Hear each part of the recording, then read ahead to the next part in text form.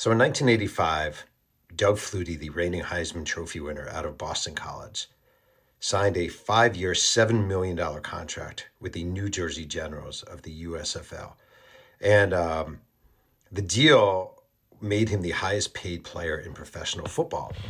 And it was all organized, negotiated by Donald Trump, owner of the New Jersey Generals.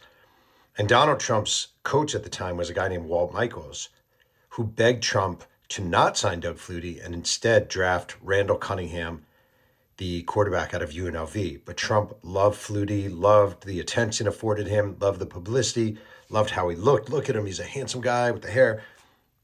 Loved the idea of having two Heisman Trophy winners in the backfield, Herschel Walker, Doug Flutie. So even though Doug Flutie was not going to be he may have not even been picked in the first 6 rounds of the NFL draft. He was just a short, limited quarterback in many ways. Donald Trump signs him to the biggest contract in football history. And this is before the 1985 season, the final season in USFL play. USFL was the spring football league. Anyway, Trump does this. It starts going terribly. The USFL attendance is plummeting. The Generals' attendance is plummeting. Everyone knows it's a lame duck league, in large part because Donald Trump pursued a lawsuit against the NFL, an antitrust suit, convinced the other owners to follow him. It was basically a suicide pact. So Doug Flutie is quarterback of the Generals. The contract is terrible. Donald Trump writes a letter to the commissioner of the USFL, Harry Usher, CCs all the other owners of the other teams in USFL, and says, my signing of Doug Flutie has proven to be a wild success. It is beyond anyone's imagination of how great this is going. And because of this, I think it is only fair, since you are reaping the benefits of this as well, that all the other teams, you, the other owners, contribute to Doug's salary. I will send you future correspondence with a percentage of what you should be paying, et cetera, et cetera. And it was actually a total disaster. As I said, attendance plummeted. The league was dying. Flutie did nothing. Flutie didn't even play well. Flutie was a bad quarterback with the New Jersey Generals. Not only that, Donald Trump had Brian Sipe, the former NFL MVP, as his quarterback, but wanted Flutie for the attention. Trades Sipe to the Jacksonville Bulls. Flutie sucks. The team doesn't make the finals. Attendance plummets.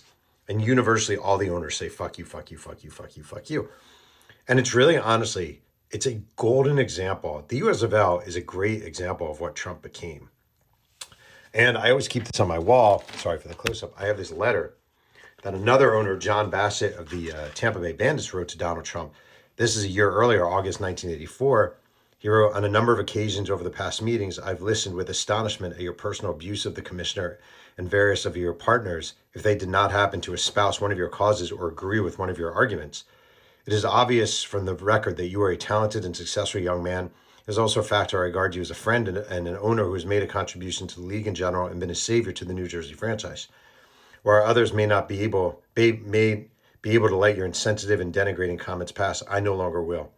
You're bigger, younger, and stronger than I, which means I'll have no regrets whatsoever punching you right in the mouth the next time an instance occurs where you personally scorn me or anyone else who does not happen to salute and dance to your tune.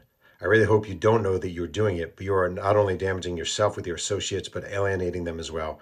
Think before you shoot, and when you do fire, stick to the message without killing the messenger. Kindest personal regards, John Bassett. And John Bassett wound up dying of a brain tumor, and Trump did to him what he did to John McCain, which is basically step all over his corpse. And then he signs Flutie, writes his letter to the other owners, tells them they need to pay for Flutie's salary. They all tell him to go fuck himself. He convinces them to sue the NFL. The USFL gets crushed. They win, but they lose. They win $3. Trump calls the whole league small potatoes. Hundreds of football players lose their way of making a living and lose pursuing their dream. And Donald Trump never talks about it. To this day, he hates talking about the USFL.